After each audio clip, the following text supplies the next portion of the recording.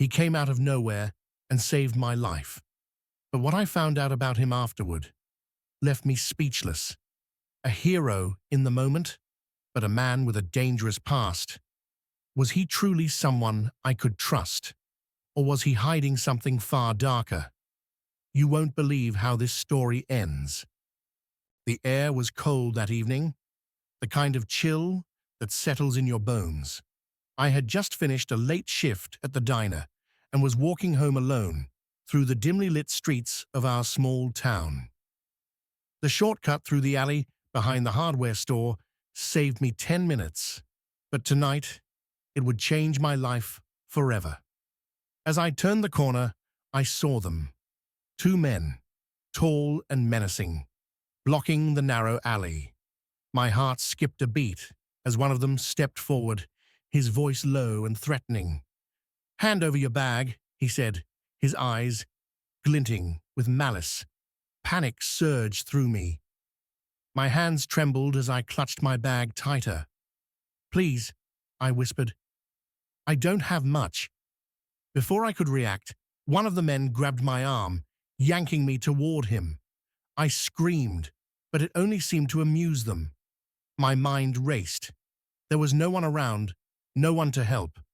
Then, out of nowhere, he appeared. "Hey," a voice boomed from the darkness. All three of us turned to see a man emerging from the shadows. He was tall, with a scruffy beard and a leather jacket that had seen better days. There was something about him, something dangerous, but oddly protective. "Let her go," he said, his voice steady, his eyes fixed on the men. The two attackers exchanged a glance before laughing. "What's it to you, old man?" one sneered. "I'm making it my business," he replied, stepping closer. What happened next was a blur. The man moved with surprising speed, his fists landing with precision. Within moments, the two attackers were on the ground, groaning in pain. My rescuer grabbed my arm gently and pulled me aside. "Are you okay?" he asked, his voice softer now. I nodded, still in shock. "Thank you," I managed to whisper. "Get home," he said firmly, glancing around. "It's not safe here." I wanted to ask his name, but before I could, he disappeared into the night, leaving me shaken but unharmed. The next morning, I couldn't stop thinking about him. Who was he? Why was he there? I decided to do something I'd never done before. I went to the police.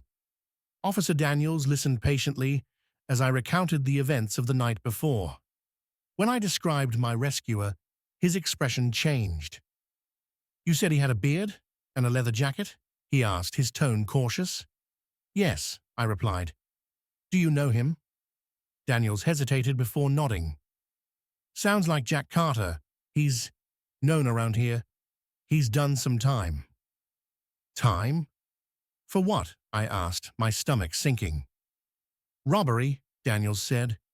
"A few years back, he was part of a group that hit several stores in the area.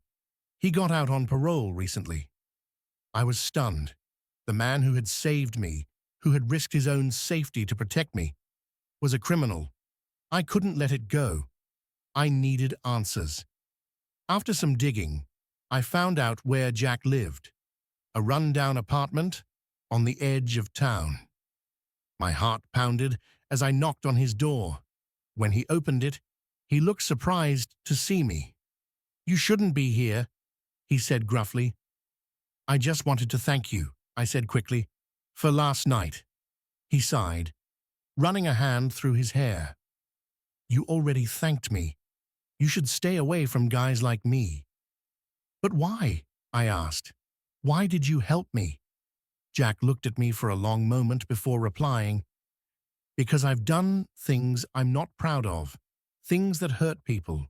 I can't change my past, but if I can stop someone else from getting hurt, maybe it counts for something." His words hit me harder than I expected. Jack wasn't just a criminal, he was a man trying to atone for his mistakes. Over the weeks that followed, I saw Jack around town, helping an elderly woman carry her groceries, fixing a broken bike for a neighborhood kid.